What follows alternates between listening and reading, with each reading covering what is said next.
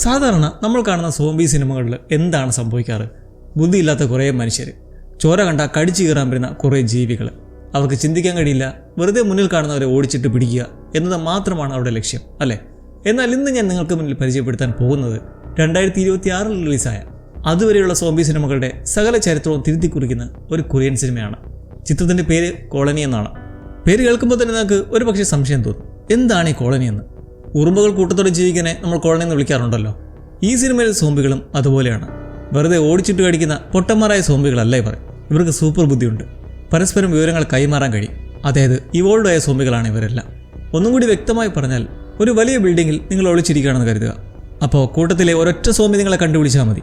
ആ സെക്കൻഡിൽ തന്നെ ആ ബിൽഡിങ്ങിലുള്ള ആയിരക്കണക്കിന് സോംബികൾക്ക് നിങ്ങൾ എവിടെയാണ് ഒളിച്ചിരിക്കുന്നതെന്ന് വിവരം ലഭിക്കും. പിന്നെ അവരെല്ലാം കൂടി നിങ്ങളെ ആക്രമിക്കാനും വരും. ഒന്ന് ആലോചിച്ച് നോക്കിയേ, എത്രത്തോളം ഭയാനകമാണ് ആ ഒരവസ്ഥയെന്ന്. ബയോ എഞ്ചിനീയറിംഗിലൂടെ ഉണ്ടായ ഈ ബുദ്ധിമാന്മാരായ രാക്ഷസന്മാരിൽ നിന്നും നമ്മുടെ നായകന്മാർ എങ്ങനെ രക്ഷപ്പെടും എന്നാണ് ഈ ഒരു സിനിമ പറയുന്നത്. അപ്പോൾ കൂടുതൽ സസ്പെൻസ് ഇല്ലാതെ നമുക്ക് നേരെ സിനിമയുടെ കഥയിലേക്ക് കിടക്കാം. എല്ലാവരും പോപ്കോണും സ്നാക്സും ലൈസൊക്കെ എടുത്ത് സെറ്റായിട്ടിരുന്നോ? അപ്പോൾ ലെറ്റ്സ് ഗോ.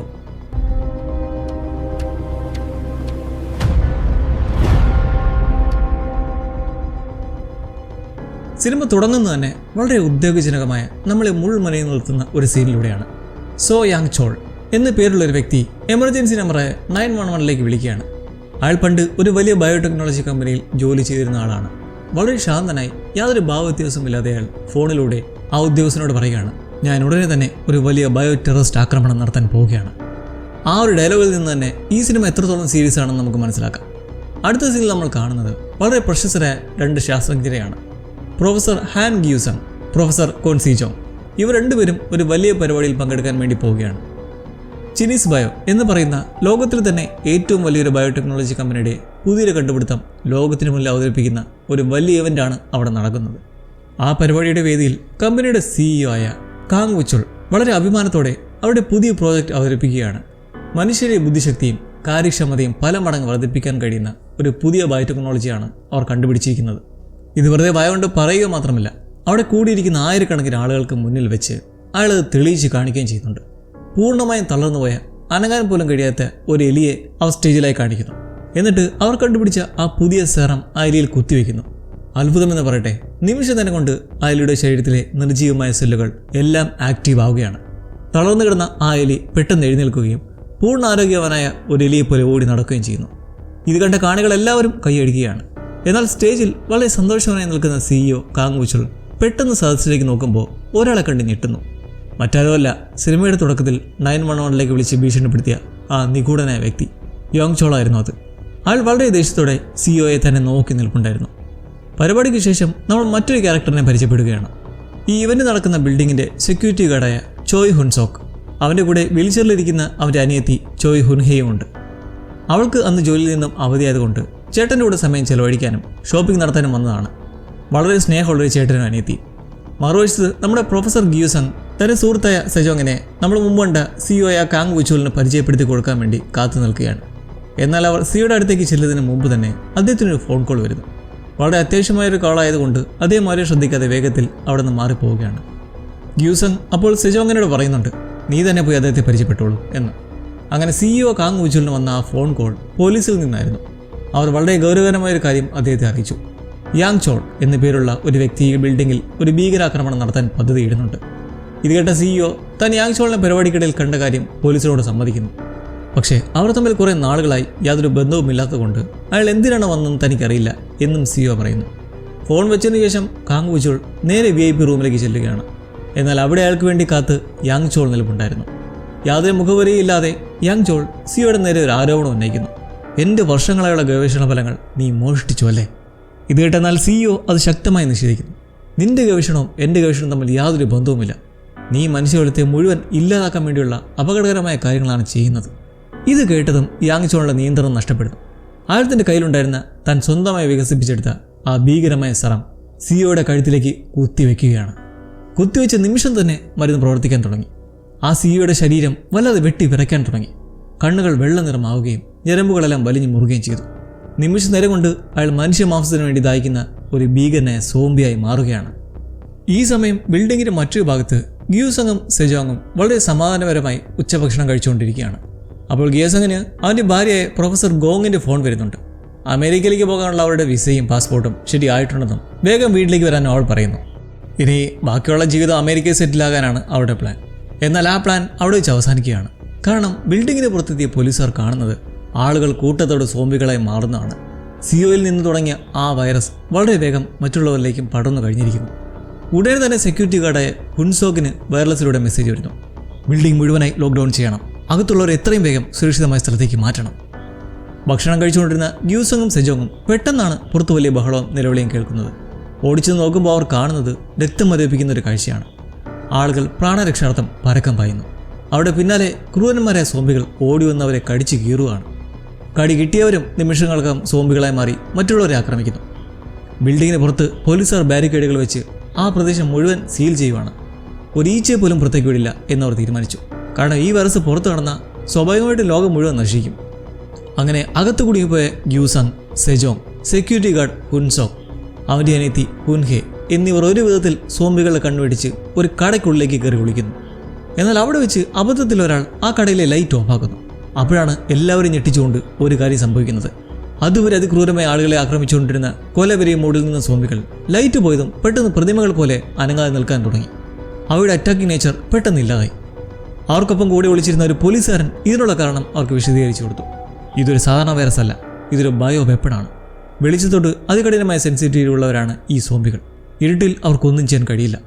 ഇത് കേട്ടതും എല്ലാവർക്കും ചെറിയൊരു ആശ്വാസമായി. അപ്പോഴാണ് തൊട്ടടുത്തുള്ള ഒരു ഫുഡ് കോർട്ടിൽ കുറച്ചുപേര് വെളിച്ചത്ത് നിൽക്കുന്നത് ഇവർ കാണുന്നത്. സോംബികൾ അവരുടെ നേരെ പാഞ്ഞെടുക്കാൻ തുടങ്ങി. ഇത് കണ്ട സെജോങ് ദൂരെ നിന്ന് ഫോൺ വെച്ചിട്ട് ആംഗ്യത്തിലൂടെ അവരുടെ ലൈറ്റ് ഓഫ് ചെയ്യാൻ പറയുന്നു. അങ്ങനെ അവർ ലൈറ്റ് ഓഫ് ചെയ്തതും സോംബികൾ വീണ്ടും നിശ്ചലരായി. എന്നാൽ ആ സമാധാനം അധികം നേരം നീണ്ടു നിന്നില്ല. ആ ഫുഡ് കോർട്ടിലുണ്ടായിരുന്ന ഒരു വലിയ പരസ്യത്തിൻ്റെ TV സ്ക്രീൻ ഓട്ടോമാറ്റിക്കായി ഓണായി. അതിലെ ഒരാളുടെ ഫോട്ടോ കണ്ട് അത് യഥാർത്ഥ മനുഷ്യനാണെന്ന് കരുതി അവർ ആ സ്ക്രീനിൻ്റെ അടുത്തേക്ക് പാഞ്ഞെടുത്തു. ഈ ഒരു അവസരം മുതലെടുത്ത് ഹുൻഹെ തൻ്റെ വീൽ ചെയറിൽ അവിടെയുള്ള മനുഷ്യരുടെ കട്ടൗട്ടെല്ലാം ഒട്ടിച്ചു വെച്ചിട്ട് റിമോട്ട് കൺട്രോൾ വെച്ച് മുന്നോട്ട് നീക്കി സോംബികളുടെ ശ്രദ്ധയിരിക്കാൻ ഒരു ബുദ്ധി പറയുന്നു. ആ ഒരു പ്ലാൻ വിജയിച്ചു. സോംബികൾ ആ വീൽ ചെയറിന് പിന്നാലെ പോയി. ഈ സമയം ഉപയോഗിച്ച് ആ റെസ്റ്റോറൻറ്റിൽ വരുന്ന എല്ലാവരെയും അവരുടെ ഇരട്ടി നിറഞ്ഞ മുറിയിലേക്ക് കയറ്റി രക്ഷപ്പെടുത്താൻ തുടങ്ങി. എന്നാൽ മിയ എന്ന പേരുള്ളൊരു പെൺകുട്ടി മാത്രം പേടി കാരണം ഒരടി പോലും മുന്നോട്ട് വയ്ക്കാനാവാതെ അവിടെ തന്നെ ഉറഞ്ഞു നിന്നുപോയി. പേടിച്ച് തിരികെ കയറുന്നതും ഇത് കണ്ട പ്രൊഫസർ ഗിയോസങ് തൻ്റെ ജീവൻ പോലും പണയം വെച്ച് അവളെ രക്ഷിക്കാൻ വേണ്ടി ഓടിച്ചെല്ലുന്നു. അവളെ നിർബന്ധിച്ച് അവിടെ നിന്ന് കൊണ്ടുപോകാൻ ശ്രമിക്കുന്നതിനിടയിലാണ് ഈ സിനിമയിലെ ഏറ്റവും ഭയപ്പെടുന്ന ആ ട്വിസ്റ്റ് റിവീലാവുന്നത്. ആ കട്ടൗട്ടെല്ലാം കടിച്ചേറിയപ്പോൾ തന്നെ സോംബികൾക്ക് മനസ്സിലായി അത് മനുഷ്യരല്ല, വെറുമൊരു ഷോ മാത്രമാണെന്ന്. അപ്പോൾ തന്നെ ഒരു സോംബി തല മേലേക്ക് ഉയർത്തി ഒരു പ്രത്യേക രീതിയിൽ ശബ്ദം ഉണ്ടാക്കി. നിമിഷ നേരം കൊണ്ട് അവിടെയുള്ള മുഴുവൻ സോംബികളും ഇതേ ഒരു പോസ്റ്റിൽ അങ്ങനെ നിൽക്കുകയാണ്. അതായത് ഈ ഒരു ഇൻഫർമേഷൻ എല്ലാവരിലും പാസ്സായി. ഒരു സോംബിക്ക് കിട്ടുന്ന അറിവ് ബാക്കി എല്ലാവർക്കും ഒരേ സമയം ലഭിക്കുന്നു. ഇതൊരു ഹൈ മൈൻഡാണ്. നമ്മുടെ ചാനലിൽ മുന്നേ ഒരിക്കൽ വന്ന സൈഫൈ സീരീസായ ക്ലൂർബസ് ഒക്കെ കണ്ട ചങ്ങായിമാർക്ക് പെട്ടെന്ന് മനസ്സിലാവും. അങ്ങനെ തങ്ങളെ കബളിപ്പിച്ചത് ഒരു പേപ്പർ കട്ടൗട്ടാണെന്ന് മനസ്സിലാക്കിയ സോംബികൾ ഗ്യൂസങ് നിൽക്കുന്ന സ്ഥലത്തേക്ക് തിരിഞ്ഞു. അയാൾ പരമാവധി ഓടി രക്ഷപ്പെടാൻ ശ്രമിച്ചെങ്കിലും നിർഭാഗ്യവശാൽ സോംബികൾ അയാളെ പിടികൂടി. ആ പെൺകുട്ടിയെ രക്ഷിക്കാൻ പോയ ഗ്യൂസങ് ഒടുവിൽ അവർക്ക് ഇരയായി മാറി. ഈ ഭീകരമായ സംഭവത്തിൻ്റെ വാർത്തകൾ ബിൽഡിങ്ങിന് പുറത്ത് വലിയ കോളിളക്കം സൃഷ്ടിച്ചു. അകത്ത് കുടുങ്ങിയവരുടെ ബന്ധുക്കളും സുഹൃത്തുക്കളും പോലീസുകാരുമായി വലിയ പ്രശ്നങ്ങൾ ഉണ്ടാക്കാൻ തുടങ്ങി. എത്രയും വേഗം അവരെ രക്ഷിക്കണം എന്നായിരുന്നു അവരുടെ ആവശ്യം. എന്നാൽ ബിൽഡിങ്ങിനുള്ളിൽ സെജോങ് വളരെ വിഷമത്തോടെ ഗ്യൂസങ്ങിൻ്റെ ഭാര്യയെ പ്രൊഫസർ ഗോങ്ങിനെ വിളിച്ച് ആ സങ്കട വാർത്ത അറിയിച്ചു. മറ്റൊരാളുടെ ജീവൻ രക്ഷിക്കാൻ വേണ്ടി ഗ്യൂസങ് സ്വന്തം ജീവൻ ബലി കഴിച്ചു എന്ന് കേട്ടപ്പോൾ അവർ തകർന്നുപോയി. ഇതിനിടയിൽ അവരുടെ കൂടെയുള്ള പോലീസുകാരൻ അറിഞ്ഞത് വെച്ചൊരു കാര്യം അറിയിച്ചു. പുറത്തുനിന്നും ഒരു റെസ്ക്യൂ ടീമും ഇങ്ങോട്ടേക്ക് രക്ഷിക്കാനകത്തേക്ക് വരില്ല. കാരണം വൈറസ് പുറത്തു വരാൻ അവർ ആഗ്രഹിക്കുന്നില്ല. ഇത് കേട്ടതോടെ അകത്തുള്ളവരുടെ സകല പ്രതീക്ഷയും നശിച്ചു. പക്ഷേ ആളൊരു അവസാന വഴി പറഞ്ഞു കൊടുത്തു. ഈ ബയോ ടെററിസ്റ്റ് അറ്റാക്കിന് കാരണക്കാരനായ യാങ് ചോൾ ആ ബിൽഡിങ്ങിനുള്ളിൽ തന്നെ ഉണ്ട്. അയാളെ പിടികൂടിയാൽ മാത്രമേ ഇതിനൊരു പരിഹാരം ഉണ്ടാകൂ. സെജോങ് ഇത് കേട്ട് പോലീസിനോട് പറയുന്നു. യാങ് ചോൾ 3-ാം നിലയിലുണ്ട്. കാരണം അവൾ മുന്നേ അവനെ അവിടെ വെച്ച് കണ്ടിരുന്നു. പക്ഷെ അവിടേക്ക് പോകുക എന്നത് അത്ര എളുപ്പമുള്ള കാര്യമല്ല. ബിക്കോസ് അവർ നിൽക്കുന്ന റൂമിന് പുറത്ത് 100 കണക്കിന് സോംബികളാണ് കാത്തു നിൽക്കുന്നത്. ഈ ഒരു സമയത്താണ് മുന്നേ പ്രസന്റേഷനിൽ വെച്ച് CEO അവതരിപ്പിച്ച ഒരു തിയറി സെജോങ്ങിന് ഓർമ്മ വരുന്നത്. ഈ സോംബികൾ പരിണമിച്ചവരാണ്. അവർ പരസ്പരം വിവരങ്ങൾ കൈമാറുന്നത് ശബ്ദത്തിലൂടെയല്ല, മറിച്ച് അവരുടെ ശരീരത്തിൽ നിന്നും പുറപ്പെടുവിക്കുന്ന ഒരു പ്രത്യേകതരം മ്യൂക്കസ് നെറ്റ്വർക്ക്, ഒരിനം സ്രവം വഴിയാണ്. ഉറുമ്പുകൾ ഫെറോമോണുകൾ ഉപയോഗിച്ച് ആശയവിനിമയം നടത്തുന്ന പോലെ. പക്ഷേ ഈ സിസ്റ്റത്തിന് ഒരു വലിയ വീഴ്ചയുണ്ട്. അവരിലേക്ക് തെറ്റായ വിവരങ്ങൾ നൽകി കബളിപ്പിക്കാൻ കഴിയും. അങ്ങനെ ഒരു മനുഷ്യൻ ശരീരത്തിലൊരു പ്രത്യേക ഗന്ധം വരാൻ വേണ്ടി പെർഫ്യൂം അടിച്ചിട്ട് പുറത്തേക്ക് പോകണം. സോംബികൾ ആ ഒരു ഗന്ധം തിരിച്ചറിയുമ്പോൾ ആ ഇൻഫർമേഷൻ എല്ലാ സോംബികൾക്കും ലഭിക്കും. ആ ഒരു സമയത്ത് ബാക്കിയുള്ളവരങ്ങാതെ നിൽക്കുകയും അവരുടെ ശരീരത്തിൽ പൂർണ്ണമായും വേറൊരു ഗന്ധമുള്ള പെർഫ്യൂം അടിക്കുകയും വേണം. അപ്പോൾ സോംബികൾക്ക് ഇവരെ മനുഷ്യരെ തിരിച്ചറിയാൻ കഴിയില്ല. വളരെ അപകടം പിടിച്ചൊരു പ്ലാൻ ആയിരുന്നു ഇത്. ഇതിനായി താൻ തയ്യാറാണെന്ന് പറഞ്ഞ് ഒരു വയസ്സായ മനുഷ്യൻ മുന്നോട്ട് വന്നു. പുള്ളിക്ക് പ്രായമായതുകൊണ്ട് ഇത് കഴിയുമോ എന്ന് എല്ലാവർക്കും സംശയമായിരുന്നു. പക്ഷേ താൻ ചെറുപ്പത്തിൽ ഒരു ഇൻ്റർനാഷണൽ അത്ലറ്റ് ആയിരുന്നു എന്ന് പറഞ്ഞ അദ്ദേഹം എല്ലാവർക്കും ധൈര്യം കൊടുത്തു. എല്ലാവരും ചേർന്ന് ഫോണിൽ ഒരു ഗ്രൂപ്പ് ചാറ്റ് ഉണ്ടാക്കി. അതിലൂടെ വിവരങ്ങൾ കൈമാറാൻ തീരുമാനിച്ചു. അങ്ങനെ ആ ധീരനായ അപ്പൂപ്പൻ ശരീരത്തിൽ ഒരു പ്രത്യേക പെർഫ്യൂം അടിച്ച് പുറത്തേക്ക് പോയി. സോംബികളെല്ലാം അദ്ദേഹത്തിന് പിന്നാലെ പോയി. അയാൾ ആ ബിൽഡിങ്ങിലെ ഒരു പെർഫ്യൂം ഷോപ്പിൽ ചെന്നിട്ട് വളരെ സാഹസ്യമായി വേറെ മണമുള്ള പെർഫ്യൂമുകൾ തിരികെ കൊണ്ടെത്തിച്ചു കൊടുത്തു. അങ്ങനെ അവരെല്ലാം കൂടി ശരീരത്തിൽ മറ്റൊരു പെർഫ്യൂം അടിച്ച് പുറത്തേക്ക് പോയി. ശ്വാസം അടക്കി പിടിച്ച് ഒട്ടും അനങ്ങാതെ അവർ ആ സോംബികൾക്കിടയിലൂടെ നടന്നു. സോംബികൾക്കെതിരെ മനുഷ്യരെ തിരിച്ചറിയാൻ കഴിഞ്ഞില്ല. കാരണം അവരുടെ മനസ്സിലിപ്പോൾ മനുഷ്യരുടെ ഗന്ധമെന്നുള്ളത് ആദ്യം മണത്തറിഞ്ഞ ആ ഒരു ഗന്ധമാണ്. കാരണം അവരെല്ലാം നമ്മൾ മുന്നേ കണ്ട പോലെ ഒരു കൺഫ്യൂസ്ഡ് അവസ്ഥയിലായിരുന്നു. എല്ലാം വിജയകരമായി മുന്നോട്ട് പോകുമ്പോഴാണ് നേരത്തെ പ്രശ്നമുണ്ടാക്കിയ മിയ വീണ്ടും ഒരു അബദ്ധം കാണിക്കുന്നത്. അവൾ കാലുവഴി നിലത്തേക്ക് വീണു. അവളുടെ മേലേക്ക് കൺഫ്യൂസ്ഡ് ആയിട്ട് സോംബിയും. എല്ലാവരുടെയും ശ്വാസം നിലച്ചു പോയ നിമിഷം. പക്ഷേ ഭാഗ്യം കൊണ്ട് അവർക്ക് അവിടെ നിന്ന് രക്ഷപ്പെട്ട് ലിഫ്റ്റിലേക്ക് കയറാൻ കഴിഞ്ഞു. അവിടെ ലക്ഷ്യം യാങ്ചോളുള്ള 3-ാം നിലയായിരുന്നു. ഈ സമയം പുറത്ത് പ്രൊഫസർ ഗോങ് തൻ്റെ ഭർത്താവിൻ്റെ മരണത്തിന് കാരണമായ ഈ വൈറസിനെതിരെ ഒരു പ്രതിവിധി കണ്ടുപിടിക്കാൻ വേണ്ടി യാങ്ചോളിൻ്റെ ലാബിലേക്ക് പോവുകയാണ്. അവർക്കൊപ്പം സുരക്ഷയ്ക്കായി സ്വാറ്റ് ടീമും ഉണ്ട്. വൈകാതെ ബിൽഡിങ്ങിനുള്ളിൽ 3-ാം നിലയിലെത്തിയ നമ്മുടെ സംഘം യാങ്ചോളിനെ ഒരു മുറിക്കുള്ളിൽ കണ്ടെത്തുന്നു. ഇതിനിടെ കൂടുതൽ പോലീസുകാരനോട് ഈ സോംബികളൊക്കെ വെടിവെച്ച് കൊല്ലാൻ അവർ പറയുന്നുണ്ടെങ്കിലും അയാളൊന്നും തയ്യാറായില്ല. കാരണം അയാളുടെ കൺമുന്നിൽ അവർ വെറും രോഗികൾ മാത്രമായിരുന്നു, പേഷ്യൻസ്. അപ്പോഴാണ് ഹുൻസോക്ക് അവിടെ പ്രധാന ലക്ഷ്യം ഓർമ്മിപ്പിക്കുന്നത്. യാങ്ചോളിനെ പിടിച്ച് ടെറസിലെത്തിച്ചാൽ മാത്രമേ ഹെലികോപ്റ്റർ വന്നവരെ രക്ഷിക്കൂ. മറുവശത്ത് ലാബിലെത്തിയ പ്രൊഫസർ ഗോങ്ങും സ്വാറ്റ് ടീമും കാണുന്നത് വളരെ വിചിത്രമായൊരു കാഴ്ചയാണ്. യാങ്ചോൾ പരീക്ഷണത്തിന് ഉപയോഗിച്ച കുറേ കുരങ്ങുകൾ അവിടെയുണ്ട്. അവയെല്ലാം സോംബികളായി മാറിയിരുന്നു. പക്ഷേ അവ അനങ്ങാതെ നിൽക്കുകയാണ്. പെട്ടെന്ന് 1-ാമത്തെ കൂടിലുണ്ടായിരുന്ന കുരങ്ങ് പുറത്തു ചാടി ഒരു സ്വാറ്റ് കമാൻഡെ ആക്രമിക്കുന്നു. ഇത് കണ്ടതോടെ ബാക്കിയുള്ള കുരങ്ങളും ഉണർന്നു. എന്നാൽ സ്വാറ്റ് ടീം ആ 1-ാമത്തെ കുരങ്ങിനെ വെടിവെച്ച് കൊന്നപ്പോൾ ബാക്കിയുള്ള കുരങ്ങളെല്ലാം വീണ്ടും പ്രതിമകളെ പോലെ നിശ്ചലമായി. ഇതിൽ നിന്നും പ്രൊഫസർ ഗോങ് ഒരു വലിയ സത്യം മനസ്സിലാക്കി. ഈ വൈറസ് പടർത്തിയത് ആരാണോ, അതായത് ആ പേഷ്യൻ്റ് നമ്പർ 1, ആദ്യത്തെ ആളെ കൊന്നാൽ ബാക്കിയുള്ള എല്ലാ സോംബികളും പ്രവർത്തനരഹിതമാകും. അങ്ങനെ വരുമ്പോൾ ഇവിടെ മനുഷ്യരുടെ കാര്യത്തിൽ ഏറ്റവും തുടക്കത്തിൽ വൈറസ് പടർത്തിയ ആ ആളെ കിട്ടിയാൽ അയാളെ നശിപ്പിക്കുക, അതിലൂടെ ഈ പ്രശ്നം തീരും. അങ്ങനെ അവർ CCTV എല്ലാം ചെക്ക് ചെയ്തിട്ട് CEO ആയ കാങ് വിച്ചുലാണ് ആദ്യത്തെ ആളെന്നും അയാളെ കൊന്നാൽ ഈ പ്രശ്നം തീരും എന്നും അവർ അനുമാനിച്ചു. ഇതേസമയം ബിൽഡിങ്ങിൽ നമ്മുടെ സംഘം CCTV റൂമിലേക്ക് പോവുകയാണ്. എന്നാൽ യാങ്ചോൾ അവിടെയുള്ള സോംബികളെ വശീകരിച്ച് ഈ സംഘത്തിൽ നിന്ന് രക്ഷപ്പെടുന്നു. എന്നാൽ ആ സോംബികളാരും അവനെ ഉപയോഗിക്കുന്നില്ല. ഈ ഒരു സന്ദർഭത്തിൽ നിന്ന് രക്ഷപ്പെടുമ്പോഴാണ് സെജോങ് മറ്റൊരു ഞെട്ടിക്കുന്ന സത്യം കണ്ടെത്തുന്നത്. യാങ്ചോളിന് ആ ബിൽഡിങ്ങിൽ നടക്കുന്ന കാര്യങ്ങളെല്ലാം കൃത്യമായി അറിയാൻ കഴിയുന്നുണ്ട്. അതിന് കാരണം അവന് സോംബികളുടെ കണ്ണുകളിലൂടെ കാര്യങ്ങൾ കാണാൻ കഴിയും എന്നാണ്. CCTV ക്യാമറകൾ പോലെയാണ് അവൻ സോംബികളെ ഉപയോഗിക്കുന്നത്. അപ്പോഴാണ് മോണിറ്ററിൽ അവർ ആ കാഴ്ച കാണുന്നത്. CEO ആയ കാങ് വുചൽ, ഇപ്പോഴത്തെ ആ നമ്പർ 1 സോംബി, യാങ്ചോൾ അവൻ്റെ അടുത്തേക്ക് വന്ന് നിൽക്കുന്നതും അതവനെ കടിക്കുകയാണ്. അങ്ങനെ ഇപ്പോൾ യാങ്ചോളിന് ഇൻഫെക്ഷനായി. പക്ഷേ അവന് സോംബികളെ നിയന്ത്രിക്കാനുള്ള കഴിവ് നഷ്ടപ്പെട്ടിരുന്നില്ല. മാത്രമല്ല പൂർണ്ണമായി സോംബി ആയതുമില്ല. ആ ഒരു കടിയേറ്റതും എല്ലാ സോംബികളും വീണ്ടും ആ ഒരു ട്രാൻസ് അവസ്ഥയിലേക്ക് എത്തുന്നൊരു മൊമെൻ്റ് ഉണ്ടാവുകയാണ്. ഇത് കണ്ട ഹുൻഹെ, ആ വീഴ്ചയിലുള്ള കുട്ടി, ബാക്കിയുള്ളവരോട് യാങ്ചോളിനെ പോയി പിടിക്കാൻ പറയുന്നു. താൻ CCTV റൂമിലിരുന്ന് എല്ലാവർക്കും നിർദ്ദേശങ്ങൾ നൽകാമെന്നും അവൾ ഏൽക്കുന്നു. സ്വന്തം അനിയത്തെ അവിടെ തനിച്ചാക്കി പോകാൻ ഹുൻസോക്കിന് ഒട്ടും താല്പര്യം ഉണ്ടായിരുന്നില്ല. എങ്കിലും ഗത്യന്തരമില്ലാതെ അവന് പോകേണ്ടി വന്നു. അവർ യാങ്ചോളിനെ കണ്ടെത്തുമ്പോൾ അവൻ തൻ്റെ കഴിവുപയോഗിച്ച് സോംബികളെ ഇവർക്ക് നേരെ തിരിച്ചുവിടുകയാണ്. അവരൊരു മുറിയിൽ ഒളിച്ചെങ്കിലും യാങ്ചോൾ സോംബികളുടെ കണ്ണിലൂടെ ഇവരെ കാണുന്നുണ്ടായിരുന്നു. ഇത് മനസ്സിലാക്കിയ സെജോങ് ഓടിച്ചെന്ന് യാങ്ചോളിൻ്റെ കണ്ണുകൾ പൊത്തിപ്പിടിച്ചു. അതോടെ സോംബികൾക്ക് ഇവരെ കാണാൻ കഴിയാതായി. എന്തായാലും വൈറസ് തടയാനുള്ള വാക്സിനായ യാങ്ചോളിനെ കയ്യിൽ കിട്ടിയതോടെ കൂടുതലും മിക്കവരും നമുക്കിൻ്റെ റെസ്ക്യൂ ടീമിനടുത്തേക്ക് പോകാമെന്ന് പറയുകയാണ്. എന്നാൽ CCTV റൂമിലിരിക്കുന്ന തൻ്റെ സഹോദരി ഹുൻഹയെ രക്ഷിക്കാൻ തിരികെ പോയാൽ മതിയാകുമെന്ന് ഹുൻസോക്ക് നിൽക്കുകയാണ്. ആ സമയത്ത് കൂടെ ഉണ്ടായിരുന്ന സ്വാർത്ഥനായ പോലീസുകാരൻ സ്വന്തം ജീവൻ രക്ഷിക്കാൻ വേണ്ടി വലിയ ശബ്ദത്തിൽ അത് പറ്റില്ല എന്ന് പറഞ്ഞ് നിൽക്കുകയാണ്. ഇവരങ്ങനെ CCTV കുറിച്ചും ഹുൻഹയെക്കുറിച്ചും പറയുന്നതോടെ ഇത് കേട്ട യാങ്ചോൾ സോംബികളിലേക്ക് ഈ ഇൻഫർമേഷൻ കൈമാറുന്നു. അതോടെ അതുങ്ങളെല്ലാം കൂടി നേരെ CCTV റൂമിലേക്ക് വിടുകയാണ്. തൻ്റെ അനിയത്തെ രക്ഷിക്കാൻ എല്ലാവരുടെയും ഹുൻസോ കരഞ്ഞ് കാല് പിടിക്കുന്നുണ്ട്. സെജോങ് പോലും ആ പോലീസിൻ്റെ തോക്ക് പിടിച്ചു വാങ്ങി അവരുടെ ഹുൻസോക്കിനെ സഹായിക്കാൻ പറയുന്നു.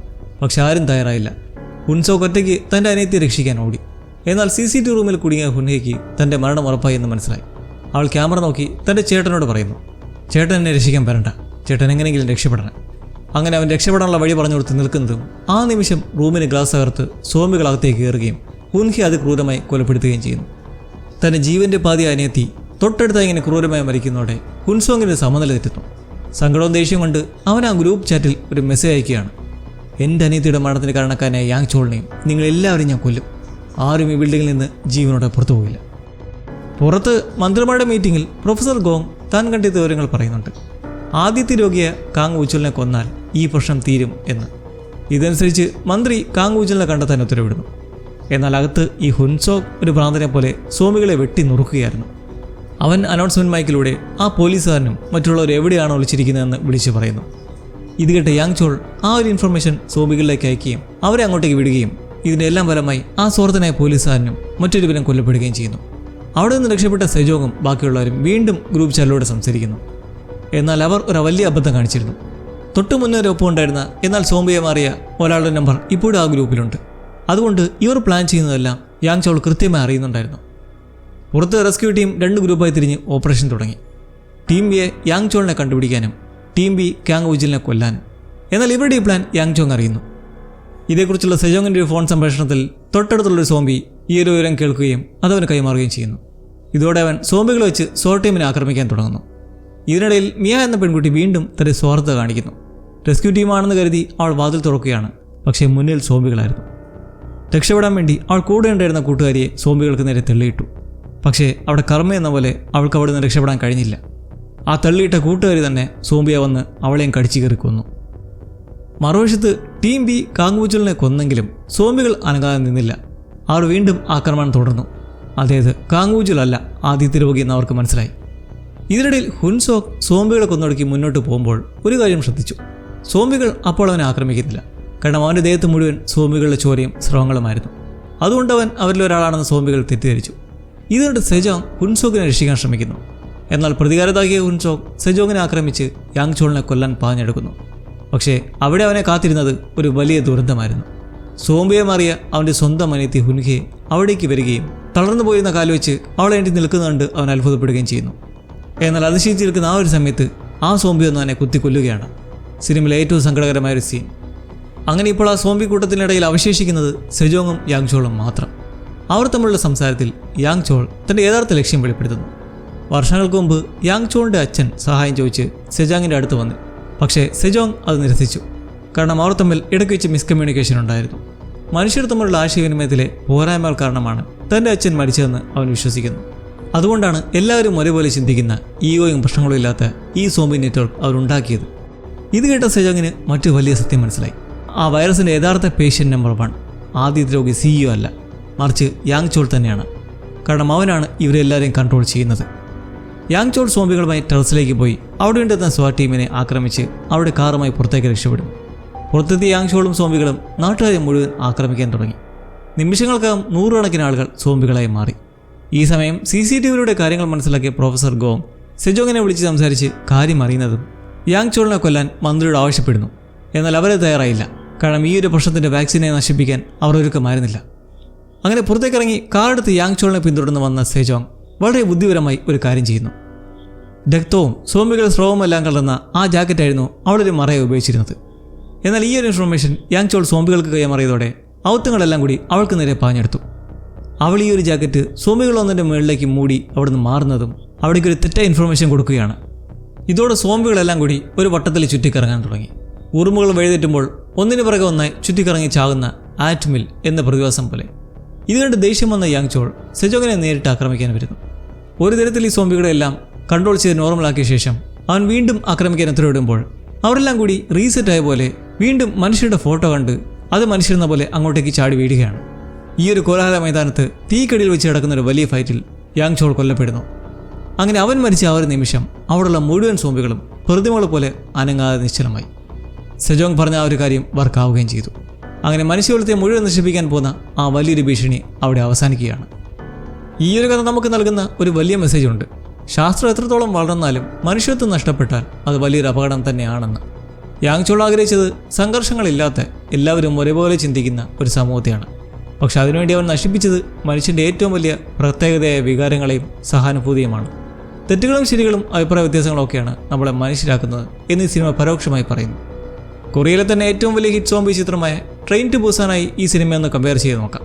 ട്രെയിൻ ടു ബുസാൻ പൂർണ്ണമായും ഒരു സർവൈവൽ ആക്ഷൻ ഇമോഷണൽ സിനിമയായിരുന്നു. എന്നാൽ കോളനി എന്ന ഈ ചിത്രം ഒരു സൈക്കോളജിക്കൽ സയൻസ് ഫിക്ഷൻ ത്രില്ലർ കഥയാണ്. അവിടെ സോംബികളുടെ വേഗതയും ക്രൂരതയും ആയിരുന്നു പേടിപ്പിച്ചിരുന്നെങ്കിൽ ഇവിടെ സോംബികളുടെ ബുദ്ധിയും ഹൈവ് മൈൻഡുമാണ് നമ്മളെ പേടിപ്പിക്കുന്നത്. ശാരീരികമായ ശക്തിയേക്കാൾ ബുദ്ധി കൊണ്ട് സോംബികളെ നേരിടേണ്ടി വരുന്ന ഒരു കിടിലൻ ഗെയിമാണ് ഈ സിനിമ. നിങ്ങൾക്ക് ട്രെയിൻ ടു ബുസാൻ ഇഷ്ടപ്പെടണമെങ്കിൽ ഉറപ്പായും കോളനിയും ഒരു പുതിയ അനുഭവം നൽകും. അപ്പോൾ ഇത്രയൊക്കെയാണ് ഈ ഒരു സിനിമയുടെ കഥ. പരസ്പരം സംസാരിക്കാൻ കഴിയുന്ന ഹൈ മൈൻഡുള്ള ഈ സോംബി കൺസെപ്റ്റൊക്കെ നിങ്ങൾക്ക് എങ്ങനെ തോന്നി? അപ്പോൾ നിങ്ങളുടെ അഭിപ്രായങ്ങളും തിയറികളും ഒക്കെ പങ്കുവയ്ക്കാൻ മറക്കണ്ട. പുതിയൊരു അനുഭവമായി നമുക്ക് കാത്തിരുന്ന് കാണാം.